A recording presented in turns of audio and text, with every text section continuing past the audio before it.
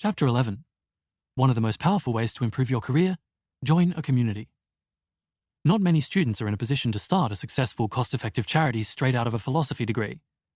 But when Thomas attended an effective altruism conference in London in 2018, he discovered an opportunity to start a non-profit that could have a major impact on factory farmed animals. Through the community, he received advice and funding and ended up in an incubation program.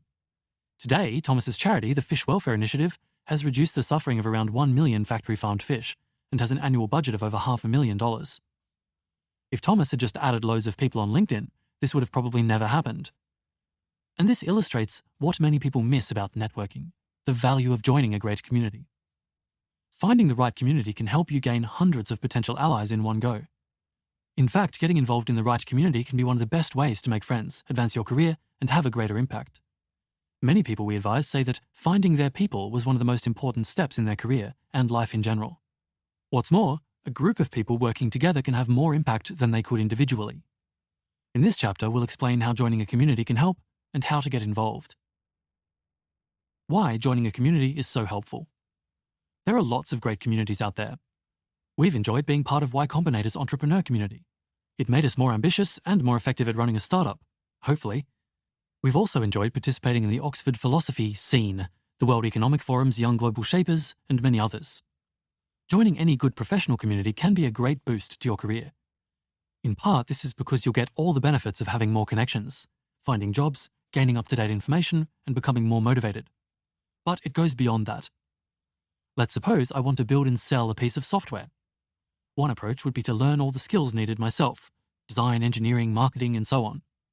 A much better approach is to form a team of people who are skilled in each area and then build it together. Although I'll have to share the gains with the other people, the size of the gains will be much larger, so we'll all win. One thing that's going on here is specialization. Each person can focus on a specific skill and get really good at it, which lets them be more effective. Another factor is that the team can also share fixed costs. They can share the same company registration, operational procedures, and so on. It's also not 3 times harder to raise 3 times as much money from investors. This lets them achieve economies of scale. In sum, we get what's called the gains from trade.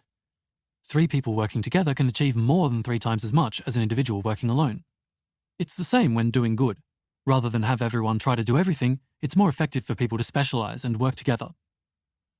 An especially good thing about trade is that you can do it with people who don't share your goals. Suppose you run an animal rights charity and meet someone who runs a global health charity. Now, also suppose you don't think global health is a pressing problem, and the other person doesn't think animal rights is a pressing problem, so neither of you think the other's charity has much impact. But maybe you know a donor who might give to their charity, and they know a donor who might give to your charity. You can trade. If you both make introductions, which is a small cost, you might both find a new donor, which is a big benefit. This shows it can be valuable to join a community even if the people in it have different aims from your own. That said, it's far better again to join a community of people who do share your goals. Which brings us to finding the right community for you. The people you spend the most time with have a big effect on what feels normal. If you spend time around generous people, you'll see generosity as the norm. If you're around people who regularly bend the truth, you're likely to become less honest because it'll feel ubiquitous and acceptable. So choose your communities carefully.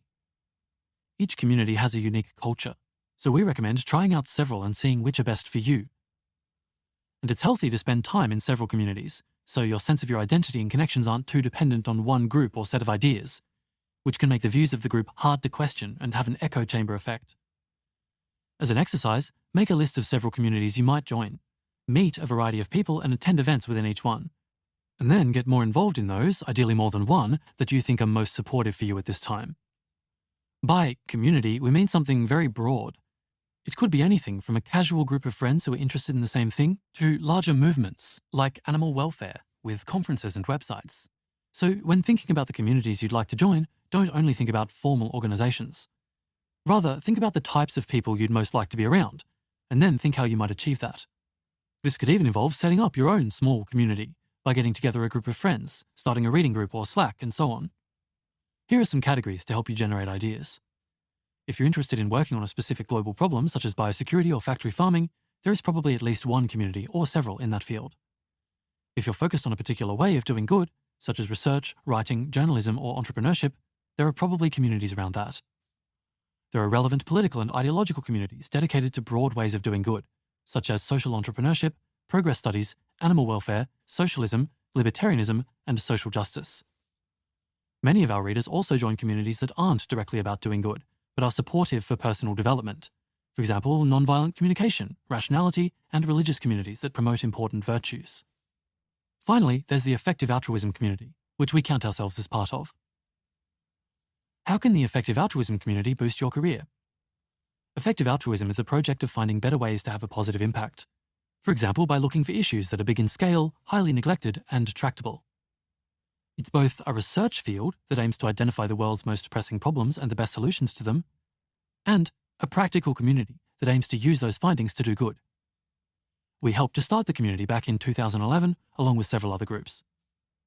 Applying effective altruism means aspiring to apply 4 key values: doing more to prioritize more effective ways of helping others, striving to treat others more equally, trying harder to question our beliefs, and working cooperatively with high integrity. Anyone who shares these values and is trying to find better ways to help others is participating in the project of effective altruism and has good reason to get involved in the community. In fact, we know people who have been involved with Harvard Business School, the Fulbright Scholarship, the World Economic Forum, and other prestigious networks. But many of them say they find it more useful to meet people in the effective altruism community. Why? One reason is that this community has a lot of amazing people, such as many of the people we interview on our podcast. Another reason is that, as we've argued, you can increase your impact by working on issues and solutions that are more neglected. But if you're working on something neglected, then by definition, you won't find many others who want to work on these issues in most conventional networks. Likewise, we'd argue it's important to focus much more on comparing different options in terms of impact than is standard. The effective altruism community is useful because you can find lots of people working on these neglected issues and applying these norms gathered in one place. Behind this is an even more fundamental reason: the power of shared aims. You can work with people who don't share your values because you can still trade with them. But if you share aims with someone else, then you don't even need to trade. In the effective altruism community, people share a common goal: to help others more effectively. So if you help someone else to have a greater impact, then you increase your own impact too. You both succeed. This means you don't need to worry as much about getting favors back to break even. Just helping someone else is already impactful. This unleashes far more opportunities to work together than would be possible in a community where people don't share one another's aims as much. And because there are so many ways we can help each other, this makes it possible to achieve far more. Earning to Give can actually be an example of that kind of collaboration. In the early days of 80,000 Hours, I, Benjamin, and my friend Matt had to choose between running the organization and Earning to Give. We realized that Matt had higher earning potential, and I would be better at running the organization. In part, this is why I became the CEO, and Matt became our first major donor, as well as a seed funder for several other organizations. The alternative would have been for both of us to Earn to Give, in which case 80,000 Hours wouldn't have existed. Or both of us could have worked at 80,000 Hours, in which case it would have taken much longer to fundraise. Plus the other organizations Matt donated to wouldn't have gotten those donations. Within the community as a whole, some people are relatively better suited to earning money, and others to running nonprofits. We can achieve more if the people best suited to earning money earn to give and fund everyone else. There are lots of other examples of how we can work together. For instance, some people can go and explore new areas and share the information with everyone else, allowing everyone to be more effective in the long term. Or people can specialize rather than needing to be generalists. For instance, Dr. Greg Lewis did the research into how many lives a doctor saves that we saw earlier. After realizing it was fewer than he thought, he decided not to focus on clinical medicine. Instead, he studied public health with the aim of becoming an expert on the topic within the community, particularly on issues relevant to pandemics. He actually thinks risks from artificial intelligence might be more urgent overall, but as a doctor, he's relatively best placed to work on health-related issues.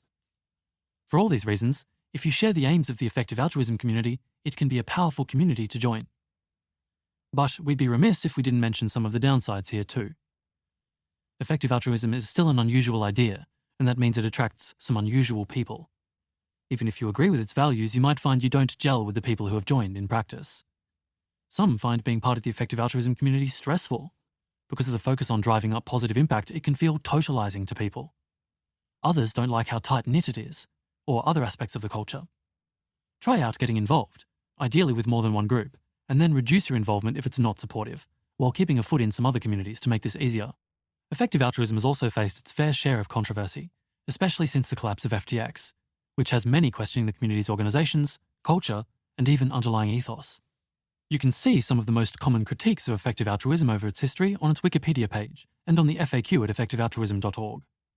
All that said, if you liked this guide, then you'll probably share aims with lots of people in the community and get a lot out of it. We certainly have.